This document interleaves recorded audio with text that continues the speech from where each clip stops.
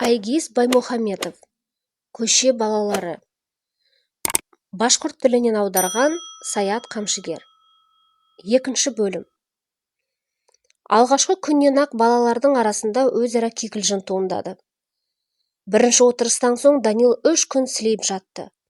Басы қатты ауырып, әлсін-әлі құсты. Ұйықтай алмады. Көзі ілінге бастаса, шошып ояна берді. Өне бойы терге малшынды. Ал ана екеуіне бәрібір сияқты. Ертеңінде-ақ сергек күйде тұрып кетті. Бұл түнді Данил тағы ұйқысыз өткізді. Таңға жақын ғана әбден сілелеп барып ұйықтады. Міне, арақ ішудің кесірін осылай тартты. Түске қарай ұйқысы қанып, бірақ оянды. Жанында ешкім жоқ. Демек, Сыған мен Жаңғақ бір жаққа кеткен. Мәссаған, иттер қайда? Данил иттер үшін қатты алаңдады. Жаңа достарының кеткенін бұл қалай білмей қалды? Иттер балалармен бірге жүріп қайтуға кеткен болар, деп өзін тыныштандыруға тырысты. Біршама уақыт өткен соң есік жақ тықырлады. Сыған кірді, артынан Жаңғақ енді. Күшік те олармен бірге екен. Ал ит қайда, жолдас? Бұл Данилдің алғашқы сұрағы болды. Бітті, сенің итің, тю-тю! Сыған түк болмағандай қолдарын екі жаққа жайды. Қалайша тю-тю? Данил ашуланып, орнынан атып тұрды. Қайда жібердіңдер? Жаңғақ қолындағы дорбаны үстелдің үстіне қойды. Ішінен нанды, басқа да азық-түліктерін шығарып жатыр. Сығанды қостап қояды. Өзің ойлаш, бізге оның не керегі бар? Артық ауыз. Бір күзетші шал оған бұрыннан бері қызығып жүр екен. Бізді әрі-бері үгіттеп қоймады. Оны ақыры 100 рубльге сатып жібердік. Міне, мына азық-түліктерді алдық. Жаңғақ қайта азық-түлік тауып әкелгенімізге риза бол деген түрмен нан тұрған жаққа қарады. Әй, сен есуас, менен неге сұрамадыңдар? Данил ашуланғаннан Жаңғақтың күртесінің жағасынан ұстай алып, қабырғаға қарай қатты итеріп қалды. Оны қылқындырып өлтіруге де даяр еді. Сығанның жүгіріп келгені жақсы болды. Екеуін екі жаққа итеріп қалды. Жетер, ашуыңды бас, деді ол Данилға. Тапқан екенсің төбелесетін нәрсені. Жақтырмасаң кете бер, есік ашық әнекей. Сендер әлі итпен күшіктің көз жасы үшін жауап бересіңдер. Өкінетін боласыңдар. Енесі мен күшігін бір-бірінен ажыраттыңдар, деп Данил айқайла жіберді. Сыған матрасқа жантая кетті. Қалтасынан желім сықпасын алып шықты. Қақпағын бұрап ашып еді, айналаны өткір иіс алып кетті. Данил мұндай желімді бұрын да көрген. Онымен аяқ киімнің қақырап қалған табанын желімдейтін. Ол Сығанға неге керек болды екен? Желімді көрген Жаңғақ риза түрмен жайраң қағып оның жанына отыра қалды. Екінші қалтасынан Сыған 3 полиэтилен пакетті алып шықты. Біреуін Данилге берді. Қане, сен де бізден үйрен. Бұл не үшін керек? Желім ескейміз. Кайф болады. Жоқ. Данил ұсынған пакетті әрі итерді. Өзің біл. Кейін бер деп жалынба бізге. Сыған желімді алдымен өзінің, одан соң Жаңғақтың пакетіне сықты. Екеуі кеуделерін кере желімнің иісін құшырлана иіскеуге кірісті. Данил мұндайды бірінші рет көріп тұрғандықтан аң-таң болған күйінде қарап қалды. Алана сорлы күшік болса, Данилдан көз алмай мөлейіп қарап жатыр.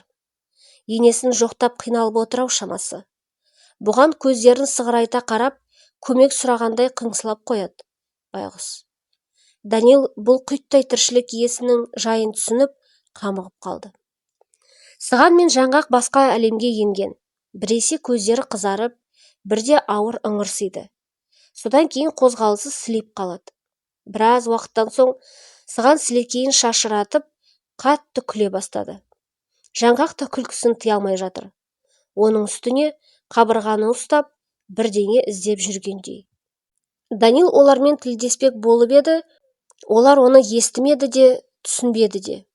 Сырттан қараған кезде бұл бір қорқынышты елес сияқты көрінер. Бейне бір адам емес, тамақтағы шайтандар сияқты.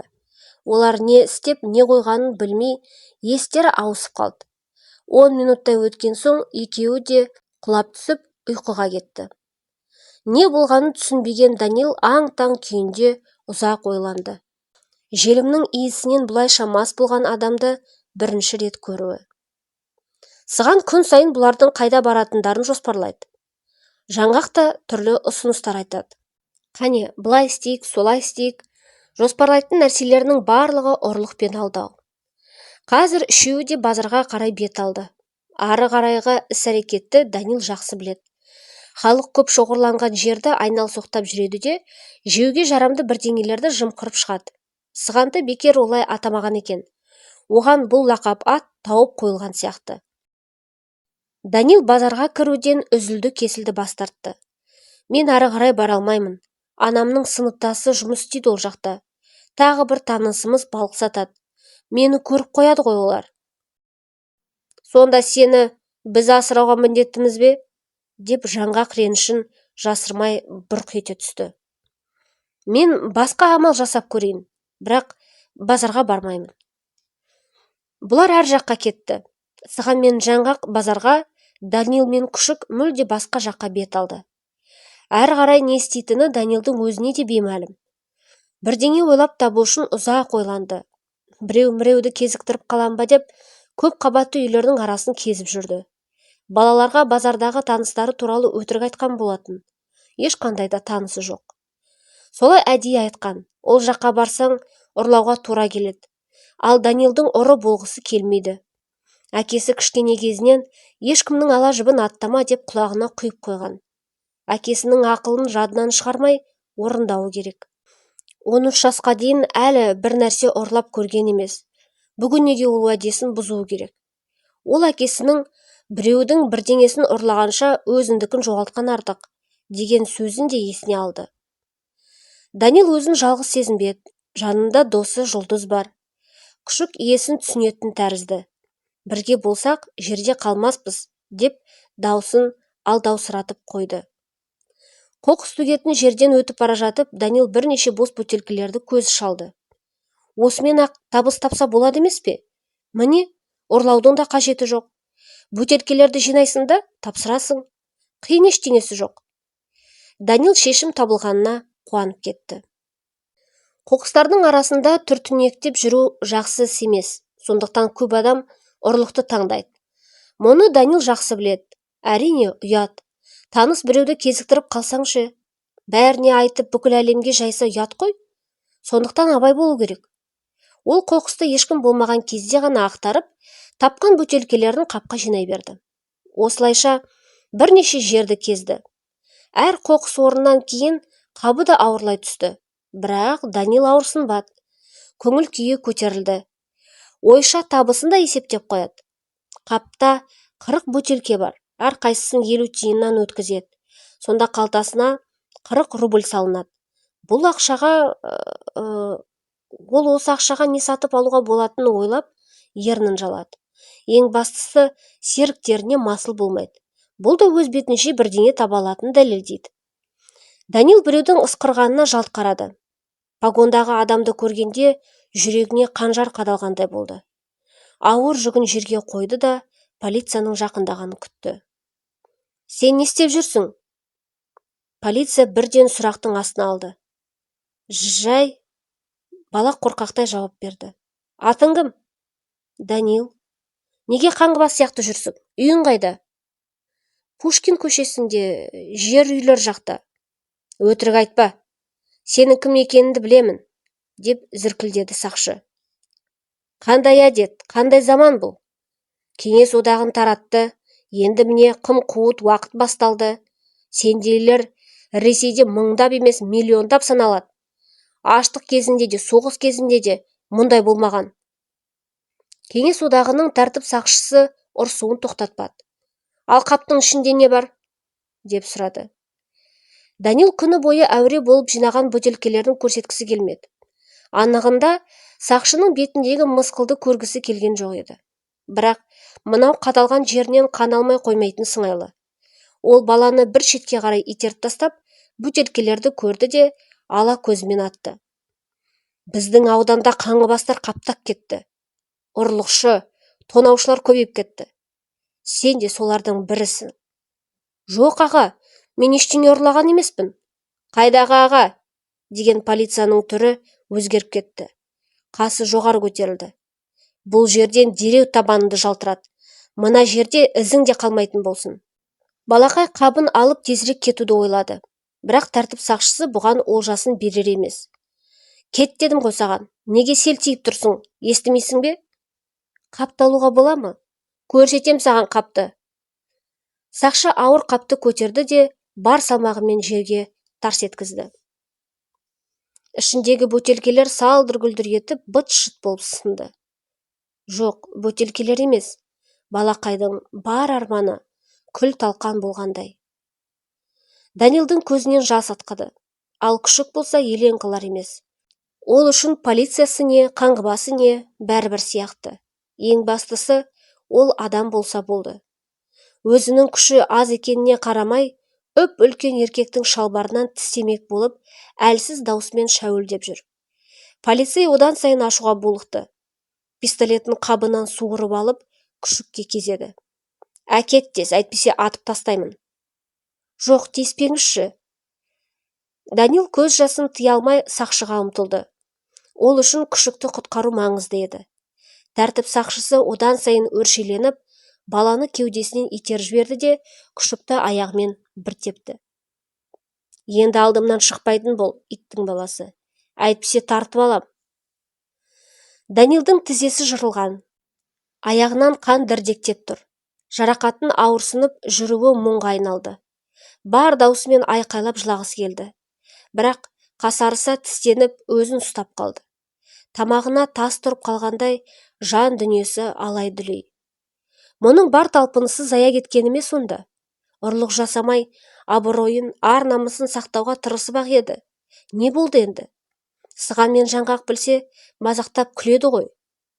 Енді олардың алдында ұяттан жер болып тұратын болды. Көз алдынан шағылған бөтелкелер кетпей қойды. Бұл жертөлеге оралғанда сыған мен жаңғақ тойды бастап кеткен екен. Данилдың жабырқау кейпін көрген екеуі бір жайсыздықтың болғанын сезе қалды. Аяғы да қанған. Кім сені ұрған? Деп сұрады сыған. Ешкім ұрған жоқ. Құлап қалдым. Деп ақталмақ болды Данил. Бүкіл шындықты айтып өзінің жазықсыз қорлық көріп, соққы жеген білдіргісі келмеген. Ештеңе айтпастан өз орнына барып, бүк түсіп жатып қалды.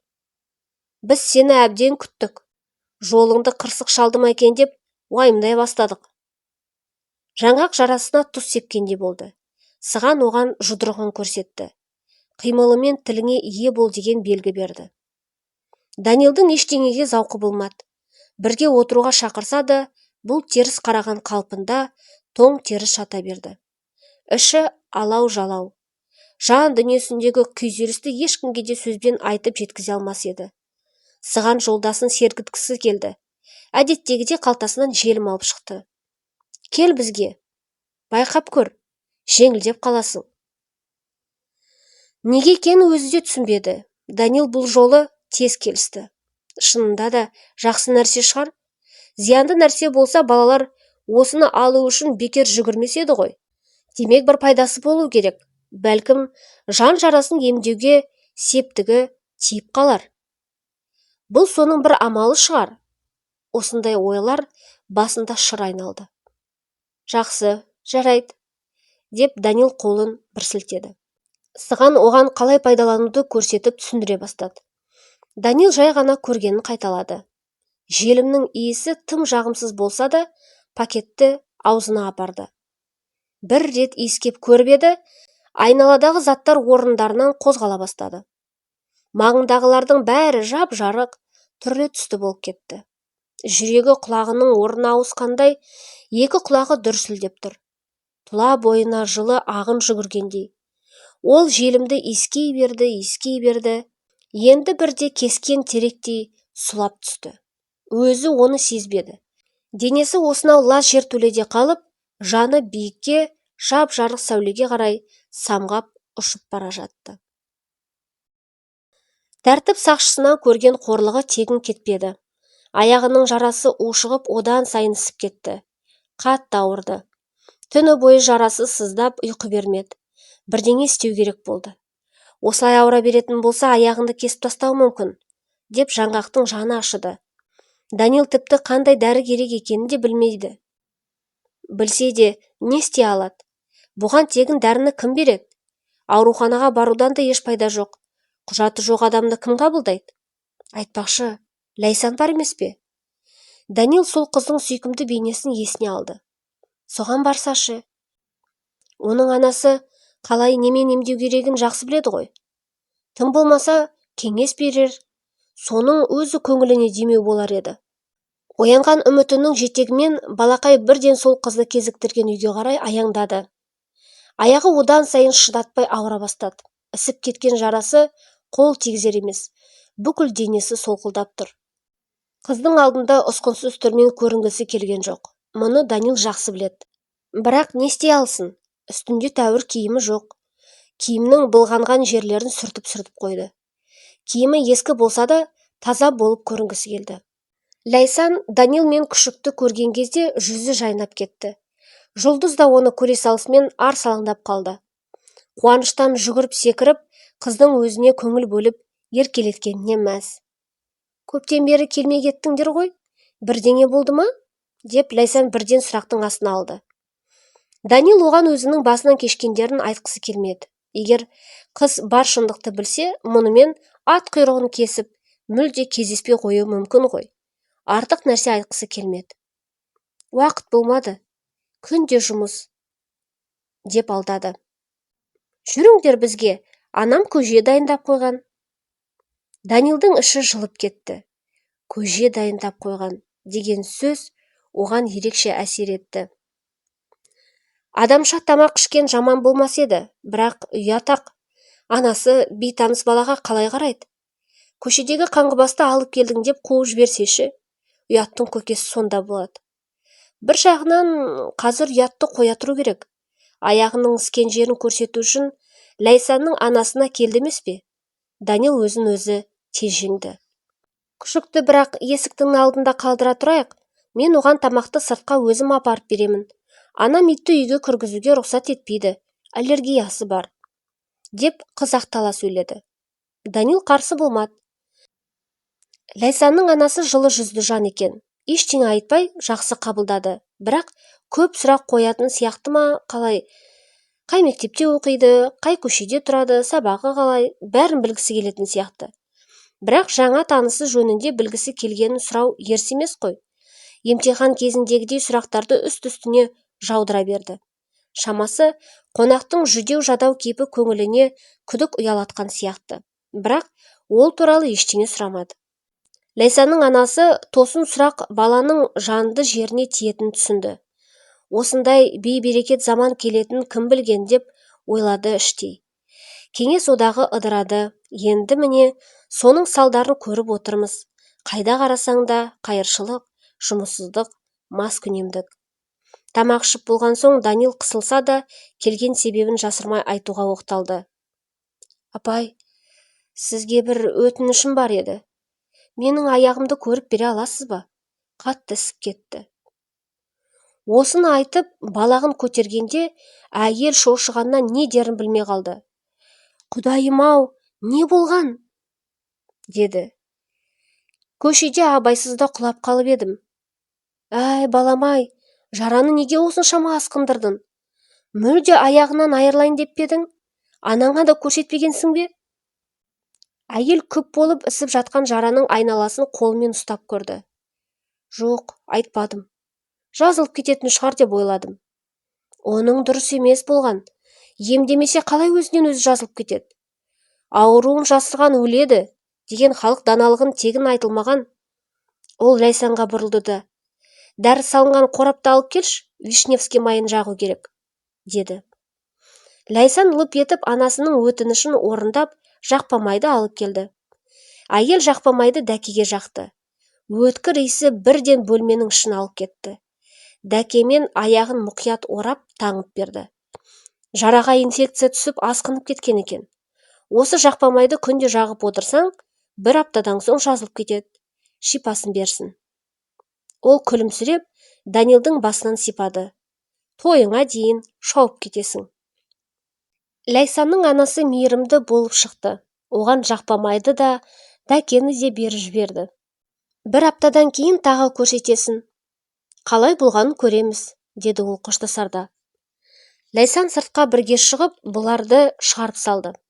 Данилдың көңіл күйі көтеріліп, сергіп қалды. Өзін осыншалық бақытты сезініп көрді ме екен? Бірінші рет көргеннен-ақ Ләйсанның анасының жүрек жылуын, мейірімін сезінді. Бұрыннан бері танитын сияқты. Шіркін, осындай мейірімді ананың ұлы болсам ғой. Жабырқауды білмей өмір сүрер едім, деп іштей Данил терең бір күрсінді. Балалардың бірге тұрғандарына 2 ай өтті. Суық, ызғарлы күндер артта қалды. Күн шуақты мамыр басталды. Алда ғажайып жаз. Киім ауыстырмаса болмас. Үйге барып қандай киімдері бар қарау керек. Данил мұны көптен бері ойлап жүрген. Енді баруға оқталды.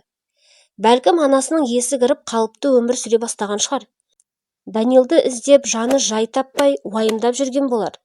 Шынын айтқанда, Данилдың өзі де мұндай сергелден өмірден жалықты. Жертөледегі өмір емес қой. Аш құрсақ, үнемі қорқыныш пен үрейдің жетегінде жүресің. Ертеңгі күннің не болары белгісіз. Үйіне жақындағанда жүрегі қатты соға бастағанын сезді. Жоқ, шамасы бұл жаңа достарына қайта бармас. 2 ай көшеде қаңғыбастың күйін кешкені жетер. Енді адам сияқты өмір сүру керек. Мектепке барып, сабақты да жақсы оқу керек. Мұның өзінің арманы бар ғой. Дәлірек айтқанда, әкесінің арманы. Әттеген-ай, әкесі қайтыс болмағанда ғой шіркін. Менің ұлым құрылысшы болады. Әлі көресіңдер. Ол біздің қаламыздың сәулетін келістіретін зәулім үйлер тұрғызатын болады, деуші еді. Неге екені қайдам, әкесі баласының құрылысшы болғанын армандайтын. Қазір бәрі тек бастық болғысы келеді. Қолымен еңбектеніп жұмыс істегісі келмейді, деген әкесінің сөздері Данилдың әлі жадында. Бұл мамандық Данилдың өзіне де ұнайды. Егер сабақ оқымай, көшеде қаңғыбас болып жүрсе, әкесінің арманын қалай орындамақ? Осы туралы ойланғанда, әкесінің үмітін ақтауға тырыспағанына ұялып кетті. Үйдің алдынан қызыл көлікті көрді де, жүзіне күлкі үйірілді. Бізге бір туыстарымыз келді ме екен? Бәрі жаңарып әдемі болып кеткен. Ескі ағаш қақпаның орнына жаңа темір қақпа қойылыпты. Жан-жағы сырланған. Үйдің ұқыпты қожайыны бар екені сыртқы көрінісінен байқалып, алыстан көз тартады. Қазір үйге қалай кіретінін ойлап, жүрегі қуаныштан жарылардай болып жайраң қақты. Қақпаны жай аша алмайды екенсің, қоңырау жасап қойыпты. Данил қоңырауды басты. Киімін жөндеп, ұйысып қалған шашын қолымен бір тарап қойып, әлемдегі ең жақын адамымен кездесуге дайындалып тұр. Кім керек? Жасөспірімнің алдынан еңгезердей еркек шыққанда не істерін білмей абыржып қалды. Мен өз үйіме келіп тұрмын. Анам қайда? Данил ішке енгісі келіп еді, еркек қолымен бөгеді. Біз бұл үйді сатып алдық. Олар көшіп кеткен. Күтпеген хабардан баланың аяғы қалтырап кетті. Төбесінен жай түскендей сілейіп тұрып қалды. Кім сатты? Бұл біздің үй ғой. Бұрынғы қожайындары алыстағы ауылға көшіп кетті. Алдама, бұл әкемнің үйі. Ашуланған Данил бар күшімен еркекті итеріп жіберіп, ішке енгісі келді. Ішке кіргісі келді. Бірақ мына еркек орнынан қозғалар емес. Ол қайсар баланы кеудесінен итеріп қалды. Енді келуші болма. Бұл үйдің қожайыны енді менмін, деді де қақпаны тарс жапты. Енді Данилға бәрі белгілі болды. Өгей әкесінің мұны неге өлердей жек көргенін енді түсінді. Анасымен қалай бірге тұра бастады, содан бастап үйді сату керек деп өзі өріп қоймаған. Анасы көнейін деп қалған кезде жоспарын Данил бұзған болатын. Сол жолы қалалық әкімшіліктің қамқорлық мекемесіне қарай жүгірген. Оларға не болғанын айтқан. Үйді сатуға рұқсат бермеген. Заң Данил жақта еді. Отбасында кәмелетке толмаған бала болғандықтан Үйді сатуға рұқсат берілмейді екен. Тиісті мекеме бұл істі бақылауға алды. Бұл өгей әкенің шамына қатты тиіп, балаға күн көрсетпейтін болған. Ал маскүнем анаға бәрібір. Өткен жолы өгей әкесі мұны ұрғанда не деп еді? Сенің оңбағандығыңды кешірмеймін дегені тегін болмай шықты. Бәрі белгілі болды. Данилдың өзін өзі қорғамақ болған әрекеті өгей әкесі үшін оңбағандық болған. Жасөспірім өзінің балалық күндері өткен жерден кетуге асықпады. Көршілерге кіруді жөн көрді. Оны бірақ сұрақ мазалады. Анасы үйді қалайша сатты? Бұл әлі 18 жасқа толмаған ғой. Демек бұл өгей әкенің ісі ғой. Ой, сен не істеп жүрсің? Сендер ауылға кетіп қалмап едіңдер? Деп көршісі таңғалды. Жоқ, мен кеткен жоқпын. Алдыңызда тұрмын ғой. Көршісі шай ішуге шақырды. Көршісінің әңгімесінен Данил болған жайтқа қанықты. Олар бала демікпемен ауырады. Қалада ауа райы жақпайды. Сондықтан басқа жаққа жер ауыстыру керек деген жалған анықтама жасатып алыпты. Сондықтан дәрігердің кеңесімен баланың денсаулығын түзеу үшін ауылға көшуді шешкен. Осы жалған анықтаманы көрсеткенде қамқорлық мекемесі үйді сатуға рұқсат берген екен. Олар Данилдың денсаулығын ойлаған, сөйтіп қаладағы үйді сатқан. Ақшаның не істегені белгісіз. Көзді алдау үшін алыс түкпірдегі қуықтай бір үйшікті сатып алған болар. Қаладағы үйден 10 есе арзан бір үйді. Қалған ақша араққа кеткен шығар. Жоқ, анасының ойына бұл келмес еді. Бұл әлгі оңбаған еркектің ісі. Ол еркекті Данил бір көргенін-ақ ұнатпап еді. Білегіне сурет салынған, түрмеде отырып келген. Ол Данилдың анасымен осы үйді сату үшін ғана жақын байланысқан. Осы кезде Данил анасын қатты аяп кетті. Анасы қақпанға түскен көжектей бейшара болып көрінді. Жоқ, анам емес оны сатқан. Оны алдап соқты, деді ол ішінен. Данилдың іші мұздап кетті. Демек оған туған үйіне оралу бұйырмапты. Ары қарай да жер төледе өмір сүруге тура келеді. Амалсыз ұясына оралып еді, ол жерде тойлатып жатыр екен. Тағы да ара қалыпты. Сен қайда жүрсің? Деп сұрады Сыған. Үйге барып қайтайын дегем. Не әкелгенімізді қараш? Деп жаңғақ әдеттегідей мақтана бастады. Мұны өзім ойлап таптым. Достары уақыттарын бекер өткізбеген екен. Бір жұмыс бітіріпті. Жоғарғы қабаттағы әжеден жаңғақ кастрөл сұрап алыпты. Бірінші қабаттағы жаңа көршілеріңіз боламыз. Әлі бір жола көшіп келмедік деп алдапты. Ол әже де сөзіне иланып кастрөлін бере қойыпты. Жап-жақсы зат, дүкендер мен базарлардан мұндайды таппайсың. Сөрелер қаңырап бос тұр. Бұларға керегі де сол емес пе? Дереу сатып үлгірген.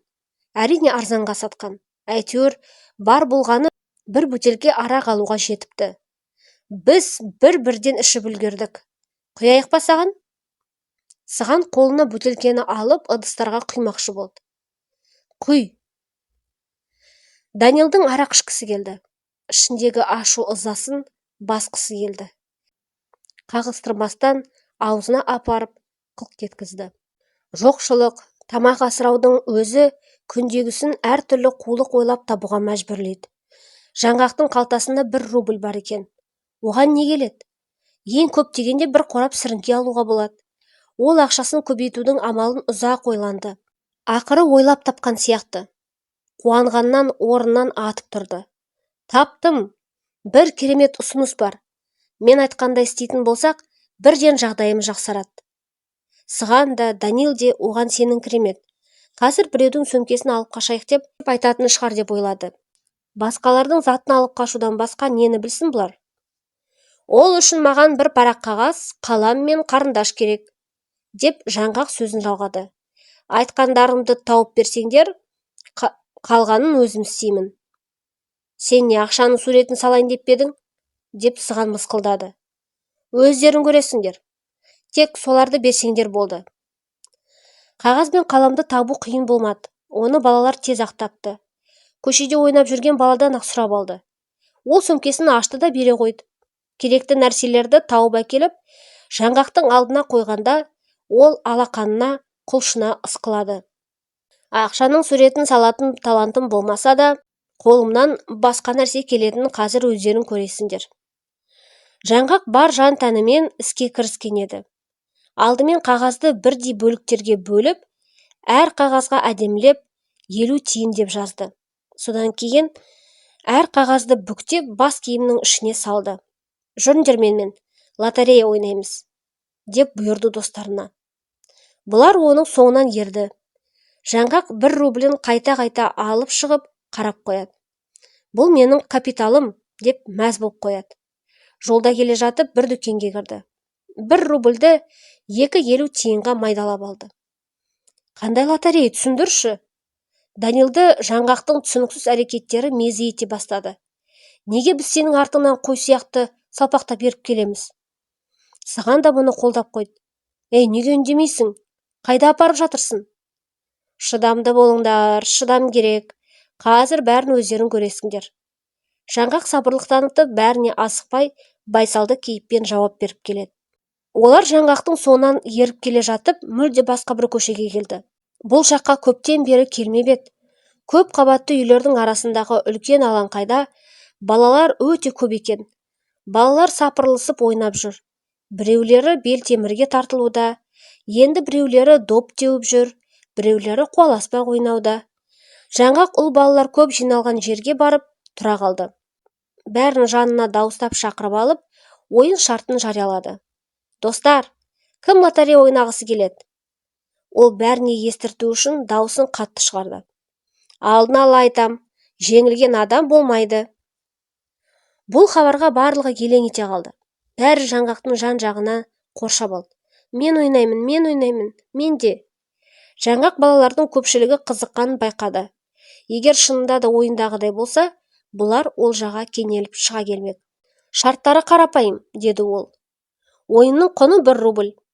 Ақшаны төлеңдер де, мына жерден бір қағазды таңдап алыңдар.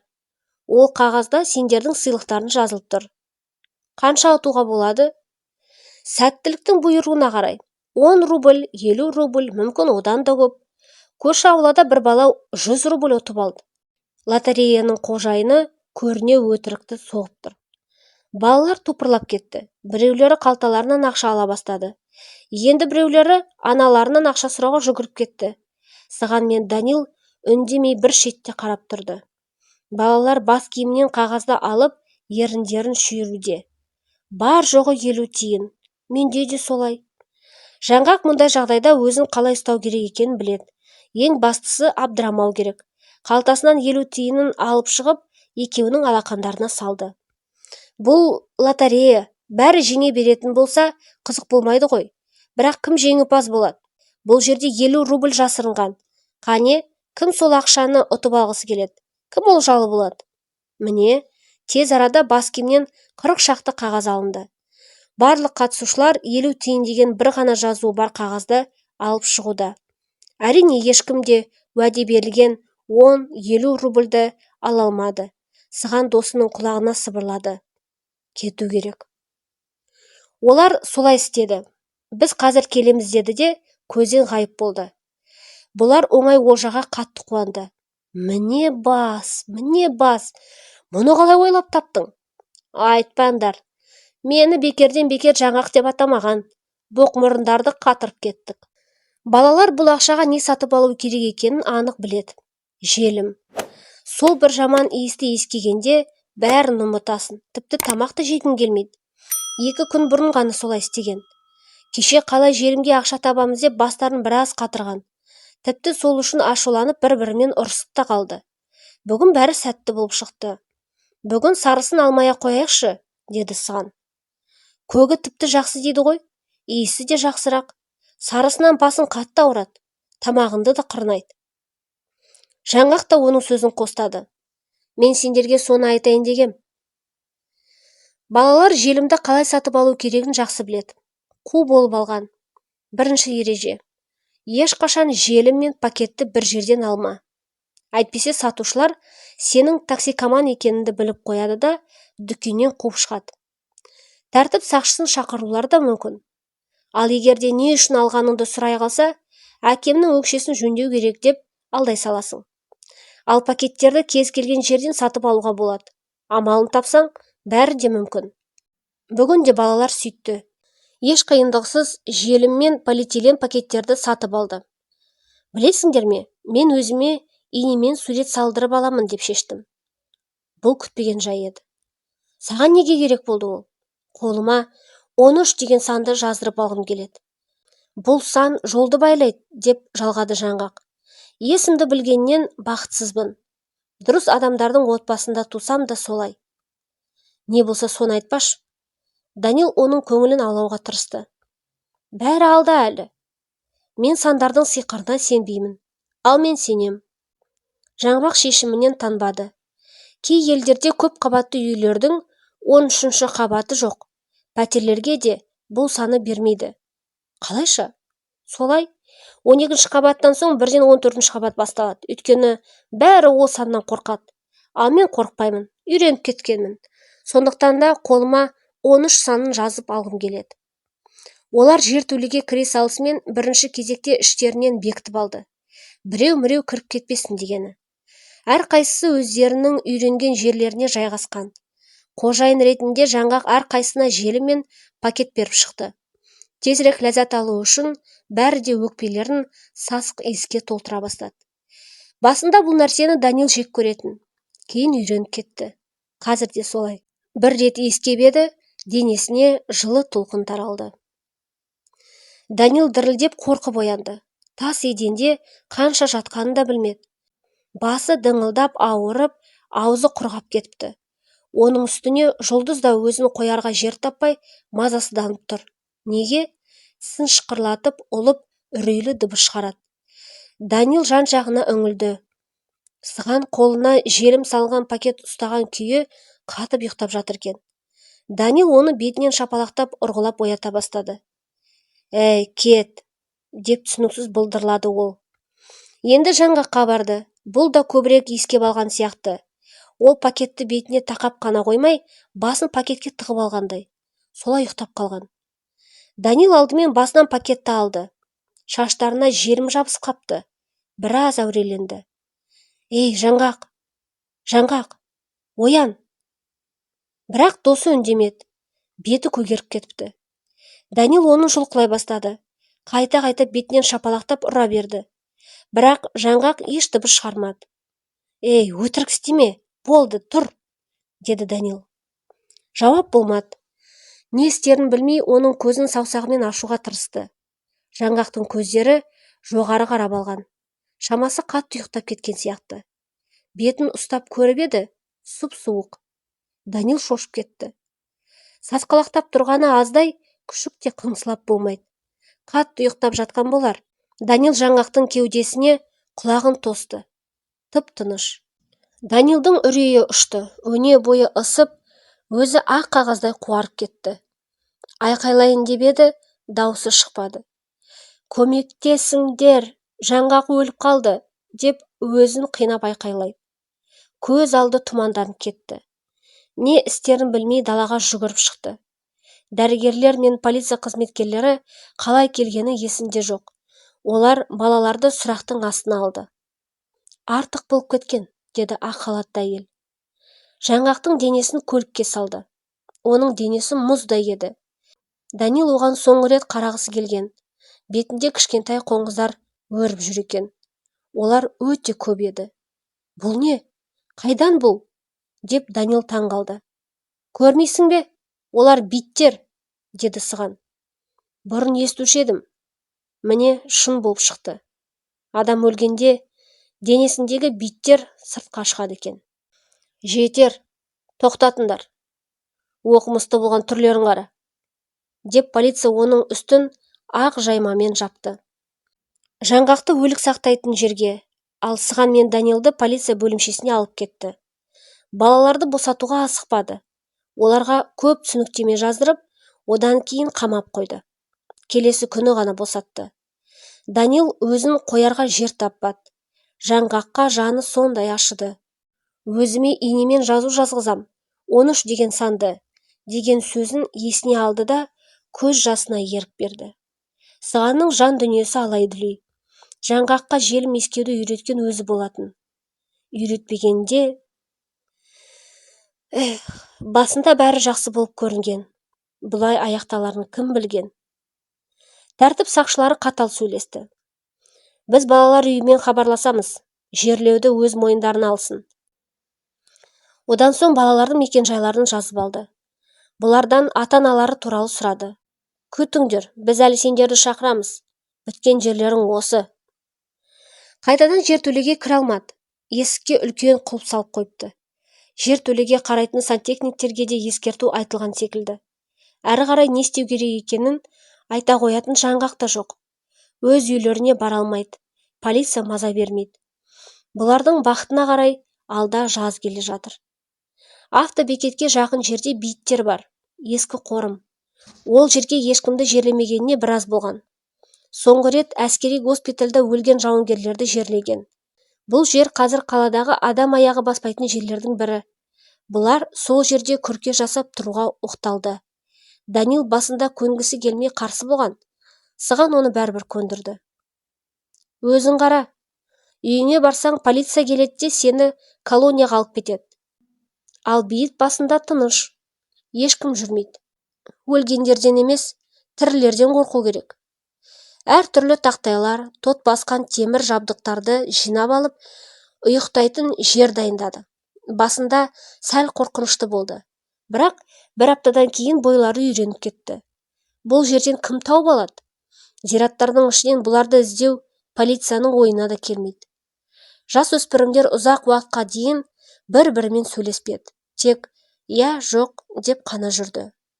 Жоқ, олар бір-бірінен теріс айналған жоқ. Екеуі жақын достарының өлімінен кейін ауыр күйзеліске түскен еді. Айналада ағаштар жапырақ жайып, гүлдей жайнай бастаған керемет мезгілде қайтыс болған достарын өлімге қимады. Екеуі де өмірлік сабақ алды.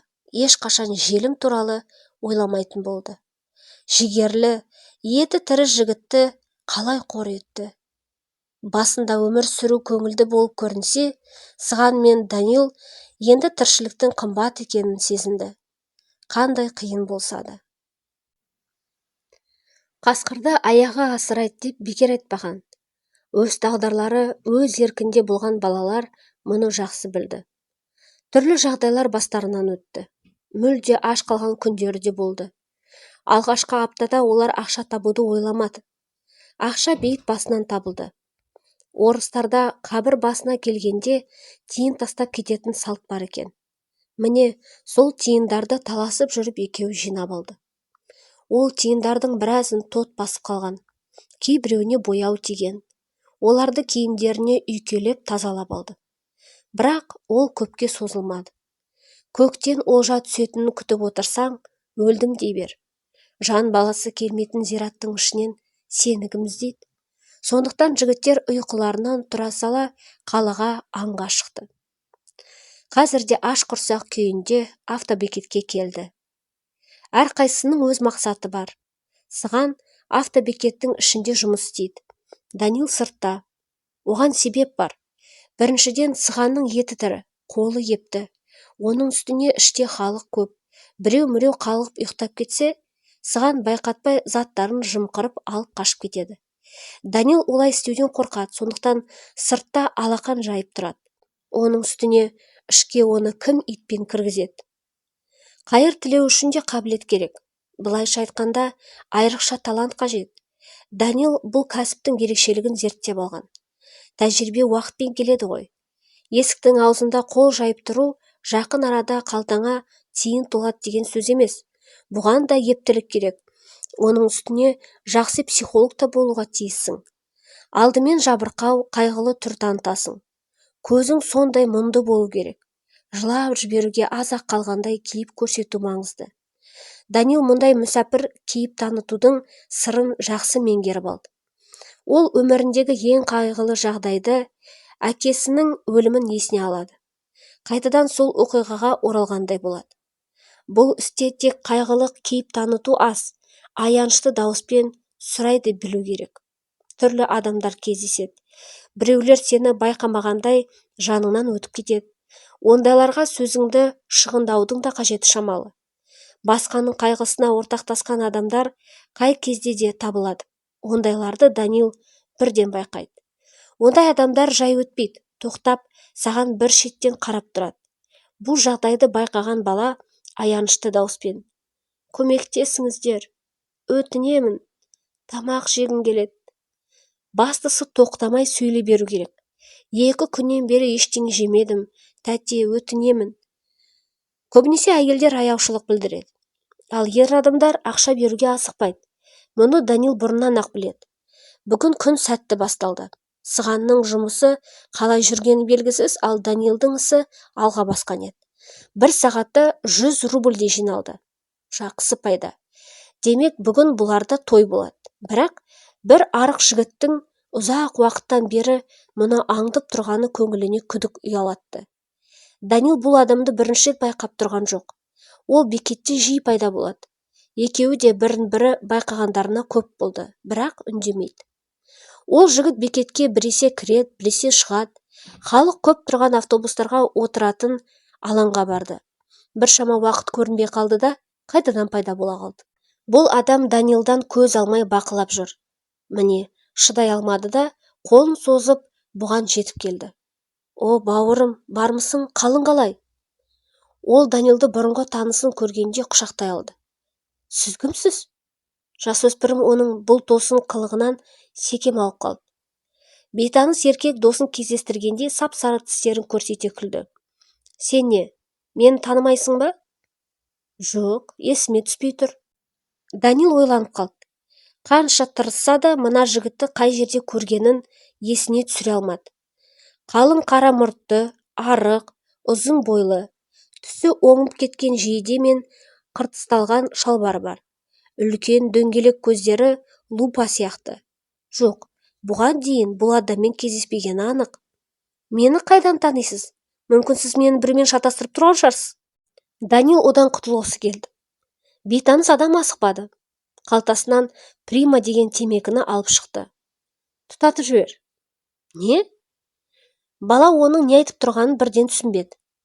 Сіріңке бар ма? Оттық бар, деп жауап қайтарды Данил. Данил қолын қалтасына салды. Оттығы қалтасында жоқ болып шықты. Келесі қалтасын қарады, онда да жоқ. Басқа қалталарын қарай бастады. Жиналған ақшаларды ішкі қалтасына тыққаны жақсы болыпты. Абыржып асып састы. Жаңа ғана мына қалтамда болған. Ана жігіт қарқылдап күліп жіберді. Содан кейін өзінің қалтасынан қызыл оттықты алып шықты. Саған таныс зат па? Данил өзінің оттығы мына бейтаныс адамның қалтасына қалай түскеніне таң қалып қалды. Менікі ғой бұл.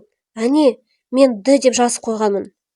Деп не болғанын түсінбей шу көтере бастады. Сізде ол қайдан жүр? Фокус, фокус, фокус. Жігіт темекісін тұтатты. Сиқырма, не болды сонда? Данил жынды емес қой. 5 минут бұрын өзінің қалтасында тұрған оттық, енді міне басқа біреудің қалтасынан атып шықты. Бұл керемет фокус екен. Демек, бұл кісі жай адам емес. Бұның бір ерекше қасиеті бар сияқты. Аға, құпиясы неде? Айтыңызшы, мұны қалай істедіңіз? Данил өзіне өзі келе алмай аң-таң болды. Болған жайттың мәнісін түсінгісі келді. Алдында жай адам емес, атақты сиқыршы тұрғандай қарады. Қазір қайталаймыз. Мә, оттығынды ала бер. Данил өзінің затын қайта қолына алып, бір айналдырды да оң қалтасына салып қойды. Қалтамда тесік жоқ па деп тексеріп қойды. Оттығы қалтасында. Ал енді көрсет, деп күлімдеді. Жігіт темекісін тастады да сәл шегінді. 5 қадам аттады да қайта бұрылды. Ол баланы енді көргенде құшағын жая ұмтылды. О, бауырым, қалың қалай? Данилды қапсыра құшақтап арқасынан қақты. Жағдайың қалай? Бұл болса оған сенбей күмәндана қарады. Оттықты қалай алып алайын деп тұрсың, я? Деп мазақтай сұрады. Қалтаңды қара. Мұртты аға қулана күлді. Данил қолын қалтасына салды. Бірінші оң қалтасын, содан соң сол қалтасын қарады. Оттығы тағы жоқ болып шықты. Қалайша? Баланың аузы таң қалғаннан ашылып қалды. Бейтаныс ер адам тағы да қарқылдай күлді. Айттым ғой саған, фокус, фокус, фокус. Осы кезде Сыған келді. Бұл жолы ештеңе алып кете алмаған сияқты. Данил оған не болғанын тәптіштеп айта бастады. Сыған, білесің бе, мына адамның кім екенін? Фокусшы, сиқыршы, мені таң қалдырды. Ол менімен амандаспақ болды, ал бірақ бала бәрін айта бастап еді, бейтаныс адам кілт тоқтатты. Жақсы, бос бөшке сияқты даңғырма, деп ол саусағын аузына тақап, абайла деген белгі берді. Мына жерде құлақтар жетіп жатыр, шетке шығайық. Олар автобекеттің сыртына шықты. Халық бұл жерде өте аз еді. Артық көзде жоқ. Сендерді біраздан бері байқап жүрмін, деп бейтаныс жігіт тағы темекісін тұтатты. Бір-бірден бұларға да ұсынды. Байқайым, еттерің тірі, пысық ширақ екенсіңдер. Сондықтан да сендермен танысайын дедім. Аттарың кім? Сыған үлкен ретінде өзін бірінші болып таныстырғысы келді. Мен Сығанмын, ал мынау Данька. Біз бұрыннан доспыз. Ал сіз кімсіз? Құлимын мен. Ал есімім Илдар. Бірақ атыммен ешкім атамайды. Таныстықтың құрметіне ол балалардың қолдарын қысты. Жаңа сен маған фокусты көрсеттің бе? Данил әрең шыдап тұр. Көрсетем, тіпті үйретем, егер қаласаң. Шын ба? Алдамайсың ба? Шын айтам. Балалар жаңа таныс тапқандарына мәз болды. Қалай қуанбасын? Өзі ерекше адам болса, оның үстіне бұларды да үйретпекші. Бұл адам көп сөйлемейді екен. Жақсы адамға ұқсайды. Қайда тұрасыңдар, пәтерде ме? Деп Қали сұрақ қойды. Жоқ, жақын жерде біздің қонатын жеріміз бар. Деп Данил басын төмен түсіріп ұяла сөйледі. Жақсы, сенде қанша ақша бар? 100 рубльдей. Данил бұл сөзді мақтанышпен айтты. Ол жаңа таныстықтың қызуымен Сығанға мақтана алмай қалып еді. Уақыты енді келді. Онда менің үйіме жүріңдер. Балалар оның соңынан ерді. Жұлдыз бір жаққа кетіп көрмей қалып еді, қожайыны кетіп бара жатқанын сезіп жүгіріп келді. Бұлардың соңынан құйрығын болғандатып жүгіріп жүр. Балалар жолдан дүкенге кірді. Нан сатып алды. Одан кейін жаңа таныс қалған ақшаны санады да бұларға көшеде күтуді бұйырды. Бөтен адамдардың көзінше сатпайды деп түсіндірді. Аз уақыттан соң мәз болып келген еді. Екі қалтасынан 2 бөтелке арақ көрініп тұр. Таныстығымыз үшін отыр бір тойлатайық, деп Илдар өзінің қуанышын жасыра алмады. Мен жақын жерде тұрам. Ол өтірік айтпапты. Автобекетке жақын жерде тұрады екен. Шағын көпірден өтті де оңға бұрылды. Бұл жақта ылғи ағаш үйлер болатын. Тағы аз ғана жүріп, көшеге 2 терезесі қараған кішкене үйдің алдына келді. Бұл үйде көптен бері ешкім тұрмағаны көрініп тұр. Терезелер де, қақпа да көптен бері боялмаған. Бұрынғы бояуы ескіріп, үгітіліп кеткен екен. Ауланы қалақайлар басып кеткен. Илдар табалдырықта тұрған етіктің ішінен кілтті алды да, есікті ашып, үйдің ішіне енді. Бұлар болса таныс емес жерге кіруге асықпады. Неге тұрсыңдар?